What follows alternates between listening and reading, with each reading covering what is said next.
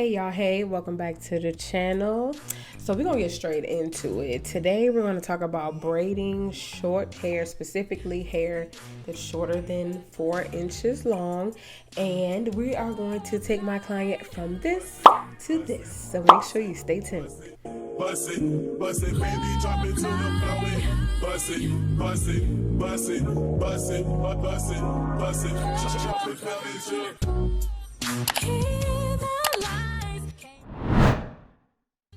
Okay, so my client has about an inch, no more than 2 worth of hair. So when it's super short, I like to start off with putting gel along the back and I comb up.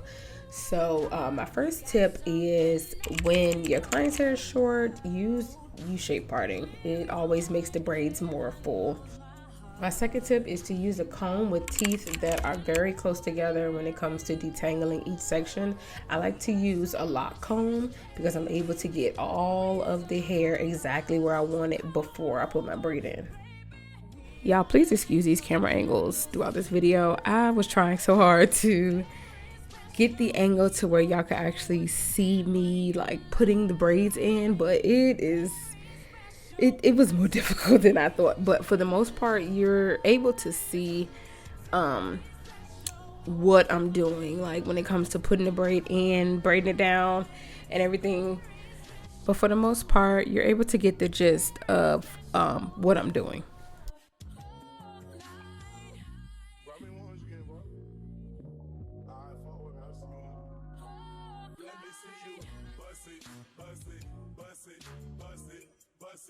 Bust it, baby, drop it to the floor.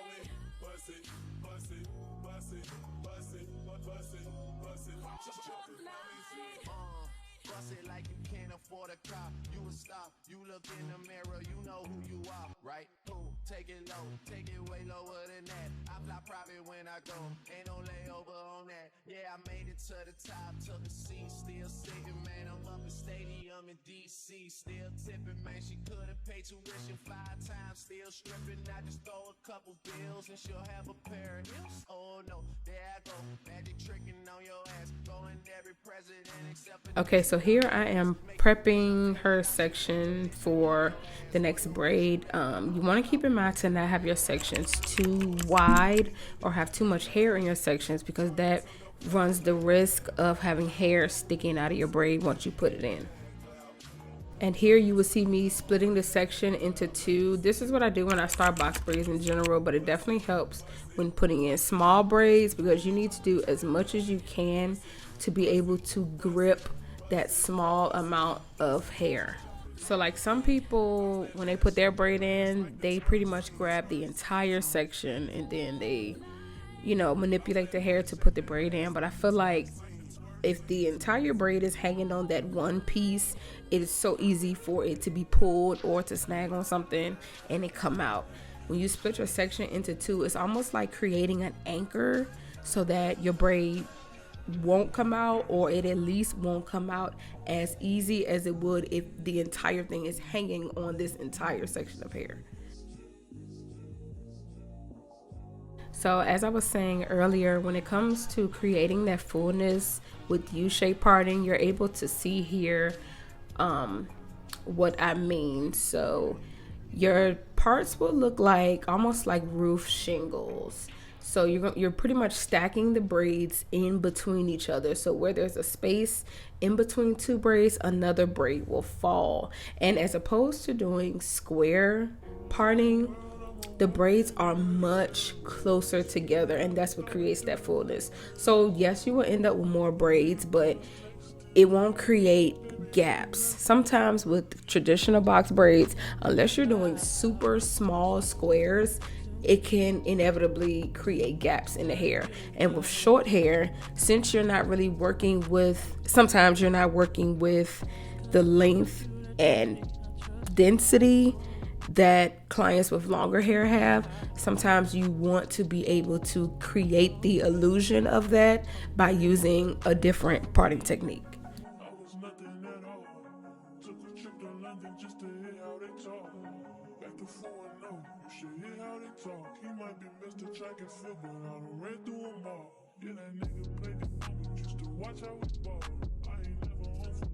So if this was your first time coming across my channel, one of the things that I advocate for as a braider is tucking. And this is not only for tucking braids of different colors. I advocate for tucking literally every single braid of every single size, and it is because it will ensure the longevity that your clients are paying for. When it comes to short braids, doing braids on short hair, it is way more difficult because trying to tuck a small amount of hair into a braid that's not, you know what I'm saying, like using that much braiding hair, it's more difficult, and the chances of hair sticking out the braid is more likely. But if you really tuck the hair as best as you can into the braids, your clients won't have the complaint of like, oh well, my braids slipped out and they didn't last very long, because the tucking is what ensures the longevity. You're probably going to hear it in every single video that I post, because over the years I've just learned that is what my clients come back for. They come back because they know they can keep their braids in for 2, maybe even 3 months, because the only thing that's gonna show that their braids have aged is the new growth at the root. But the braid itself is still gonna look like they just got it done the day before, because I took their hair. No matter the color, no matter the length, no matter the size. Random little tidbit. So this is my girl Nail, and she came in to help me braid down a few of my braids because she knew I was gonna have a long day with doing these short hair box braids. But do you guys that are braiders, like, do you guys have an assistant work with you while you're braiding? And if you're the type to get braids, how do you feel about the braider having an assistant? Like, do you prefer to only have one person on your head, just to have that intimate interaction? Are you like tender-headed and it's just something you prefer? Or do you like when people have assistants because you're able to, get out the chair faster? Make sure y'all leave me a comment, because I really would like to know how y'all feel about that. All right, so at this point, I'm about not even halfway done, but I've got a good amount of braids in her hair. And this brings me to my next point, which is consistency. I've seen when some other braiders do small braids that the braids be so many different sizes. And that's no shade or nothing like that, but one thing you always want to think about when doing braids in general is the consistency, especially because this client in general, her hair isn't super dense.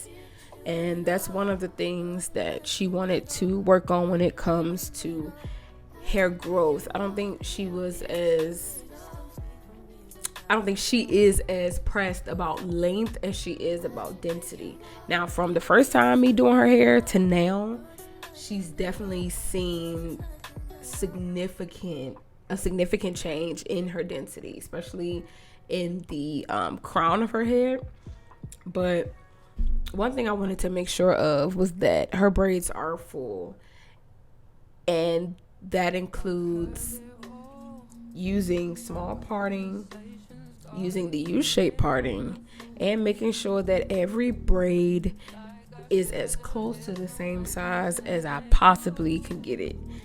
And from this view, you're able to see like how they're stacking up. So by the time you get to the top, even with her thinner areas, it will camouflage that, because I use the U-shaped parting that I mentioned before.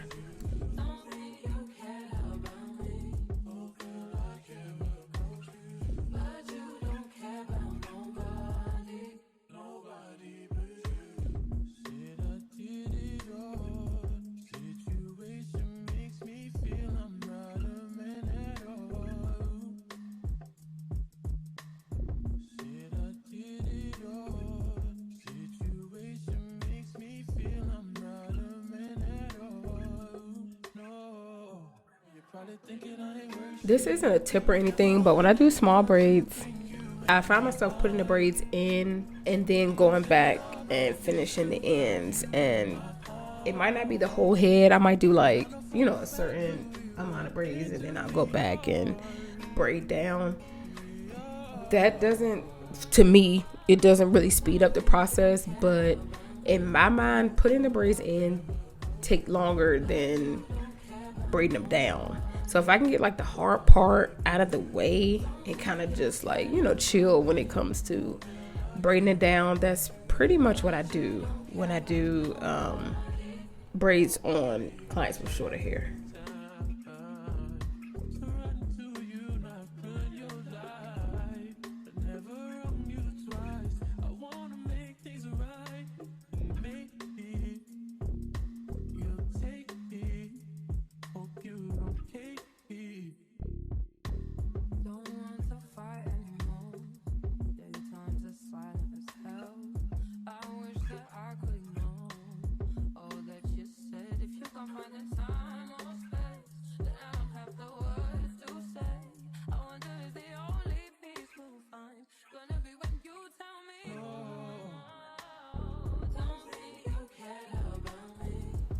So by this point, as you can see, I am no stranger to using product.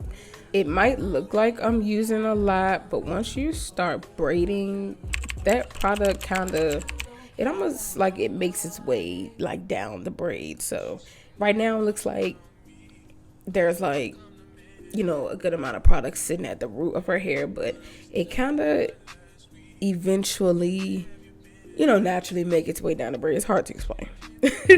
But that brings me to my next tip, which is don't be afraid to use product on clients with shorter hair. I know some people think that might make it slip. I don't use like a gel that doesn't have a lot of hold. You definitely want to use a product that helps with gripping and that helps with adding that extra hold to the braid. But using product is not a bad thing. Also, don't be afraid to use it while you're braiding. So when you're tucking the hair into the braid, using product makes it easier. So you can use some at the root. I usually don't use any more until I get to the end of the client's hair, just to help with tucking that end. And then whatever residual gel you have that's already on the braid, I kind of use that to braid down to the ends. You don't want to oversaturate your client's hair with gel, but you also don't want to be a stranger to using it, because it does help give that cohesive look to your braids.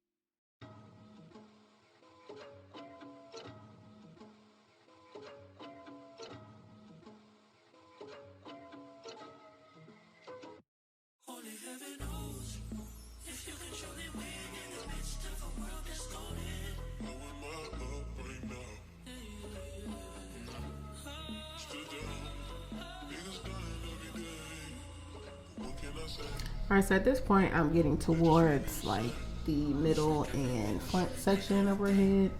Her hair is still short, but it's not as short at the top as it is in the back. It's still no more than about 2 inches of hair, but I'm actually able to go a little faster in the front section than I am in the back because there's more hair. when it comes to braiding my clients' edges, I don't. I usually kind of swoop the hair back a little off the hairline, and then I put the braid in. And I do that no matter what parting style I use, because braiding on the edges is just a no-no. We don't do that.